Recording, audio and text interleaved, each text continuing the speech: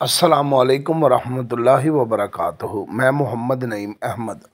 ये जो मैं मालूमात आप लोगों को दे रहा हूँ ना, ये पब्लिक प्रॉपर्टी है और सिर्फ आप लोगों ने ये समझना है कि अगर आप मार्केट से कोई छोटी से छोटी चीज़ भी ख़रीदने जाते हैं या जो कम कीमत पे भी दस्तयाब हो, तो उसकी छान बीन और उसको टंडोलना, जिससे आप चीज़ ले रहे हैं उसके साथ बहस करने में आप कोई कसर नहीं छोड़ते।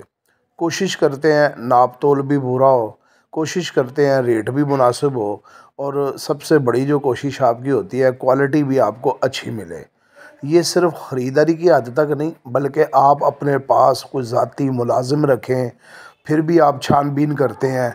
फिर अगर उसको कोई तनख्वाह देते हैं जो तकरीबन 35, 40, 25 हज़ार है, तो कोशिश होती है कि अच्छे से अच्छा काम और ज़्यादा से ज़्यादा काम ले। फिर उसकी निगरानी भी करते हैं कि कहीं वो कोई आपके साथ दो नंबरी तो नहीं कर रहा, माल बनाने की कोशिश में आपके साथ कोई गलत बयानी, झूठ या दगाबाजी से काम तो नहीं ले रहा।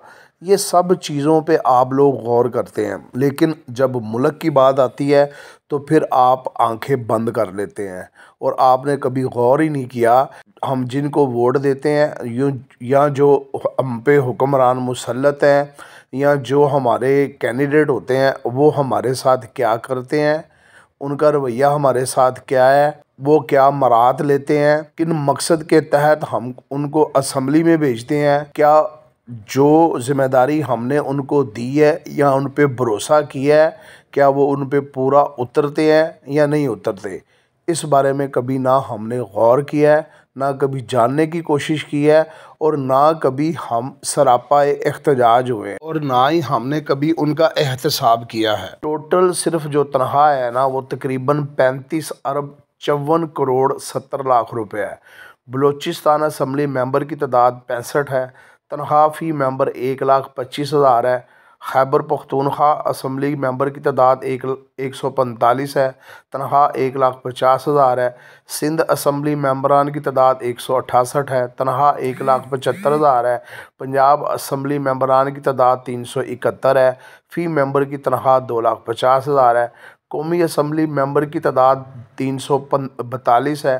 तनख्वाह 3 लाख रुपए है। सेनेट की तादाद 104 है।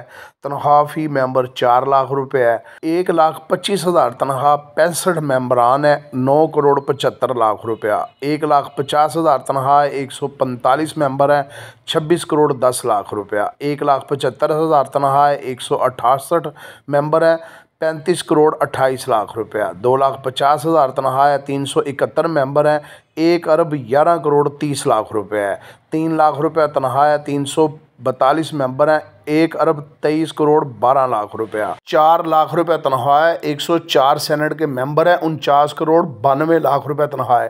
टोटल तनख्वाह सिर्फ 35 अरब 54 करोड़ 70 लाख रुपए है। हाउस रेंट, गाड़ी, घर के बिल और टिकट, बैरून मुल्क दौरे और राइश, इसमें स्पीकर, डिप्टी स्पीकर, वज़रा, वज़ीर आला, गवर्नर्स, वज़ीर आज़म, सदर की तनख्वाहें शामिल नहीं हैं। मुख्तलिफ अजलासों के अखराजात और बोनस मिलाकर सालाना खर्च 85 अरब के करीब पहुंच जाता है, और अक्सर ये लोग खुद टैक्स अदा नहीं करते। ये मालूमात जानना आपका हक़ है, क्यों ना कि ये सारा पैसा आपका ही है। मुअज़्ज़ज़ पाकिस्तानियों, अगर इस मुल्क में वाकई तब्दीली चाहते हैं तो फिर ये जंग आपको खुद लड़ना होगी। पाकिस्तान में हर शहरी को आवाज़ बुलंद करना चाहिए। 2020 की इस्लाहात एक्ट नंबर 1 पार्लियामेंट के अरकान की पेंशन नहीं मिलनी चाहिए, क्यों ना कि ये नौकरी नहीं करते, बल्कि ये लोग खिदमत के जज्बे के तहत एक इंतखाब है और इसके लिए रिटायरमेंट नहीं होती। मज़ीद ये कि सियासतदान दोबारा से सिलेक्ट होकर इस पोजीशन पर आ सकते हैं। नंबर 2, मरकज़ी तनख्वाह कमीशन के तहत पार्लियामेंट के अफराद की तनख्वाह में तरमीम करना चाहिए।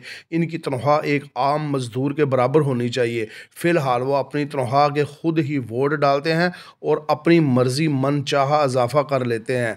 नंबर 3, मेंबरान पार्लियामेंट को अपनी सेहत की देखभाल के लिए सरकारी हस्पताल में ही इलाज की सहूलत लेना लाजम हो, जहां आम पाकिस्तानी शहरियों का इलाज होता है।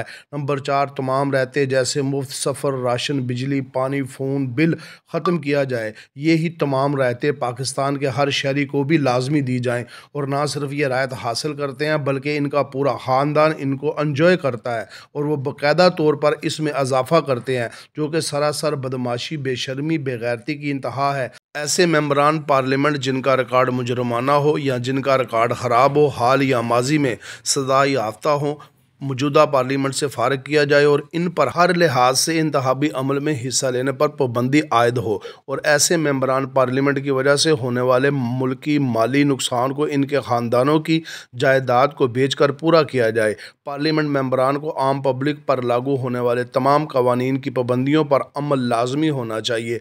अगर इन लोगों को गैस, बिजली, पानी पर सब्सिडी नहीं मिलती तो पार्लियामेंट कंटीन में सब्सिडाइज्ड फूड किसी मेंबरान पार्लियामेंट को नहीं मिलने चाहिए। मेडिकल टेस्ट पास करना लाजमी होना चाहिए। अगर मेडिकल अनफिट हो तो भी इंतखाब में हिस्सा लेने के अहल नहीं है। पार्लियामेंट में खिदमत करना एक एजाज़ है, लूट मार के लिए नफ़ा बख्श कैरियर नहीं। इनकी तालीम कम अज़ कम BA होनी चाहिए और दीनी तालीम भी आला होनी चाहिए और प्रोफेशनल डिग्री और महारत भी हासिल हो और NTS टेस्ट पास करना लाजमी हो। इनके बच्चे भी लाजमी सरकारी स्कूलों में तालीम हासिल करें। सिक्योरिटी के लिए कोई गार्ड्स रखने की इजाज़त ना हो। अगर आप खामोश तमाशाई बने रहेंगे तो ये आपको नोचते रहेंगे। क्या आप नहीं सोचते कि इस मसले को उठाए जाने का वक़्त है? अगर आप इससे मुत्तफ़िक हैं तो इसको शेयर करें, ना सिर्फ अपने लिए बल्कि अपनी आने वाली नस्लों के लिए। वीडियो पसंद आए लाइक, शेयर, कमेंट्स लाजमी किया करें। अपनी दुआओं में याद रखें, अपने चैनल का ख्याल रखें। अस्सलामु अलैकुम व रहमतुल्लाहि व बरकातुहू।